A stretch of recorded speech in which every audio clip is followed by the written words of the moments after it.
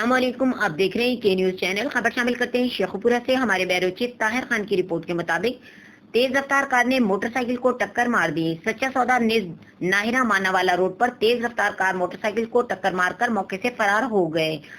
हादसे में मोटरसाइकिल सवार 2 बच्चियों समेत बाप मौके पर जाँ बहक हो गया, जबकि मां और एक बच्ची जख्मी हो गए। रेस्क्यू 1122 शेखुपुरा ने मौके पर पहुंचकर जख्मियों को तिब्बी इमदाद देने के बाद डिस्ट्रिक्ट हेडक्वार्टर अस्पताल शेखुपुरा मुंतकिल कर दिया, जबकि जाँ बहक होने वालों की लाशों को पुलिस के हवाले कर दिया। जख्मी होने वालों में महनाज जोजा महमूद 25 साल और महरिश दुख्तर महमूद 6 माह शामिल हैं, जबकि जाँ बहक होने वालों में महमूद वल्द याकूब 30 साल, सकना ननकाना साहब, मानूर दुख्तर 6 साल, विशाल दुख्तर महमूद 3 साल शामिल हैं।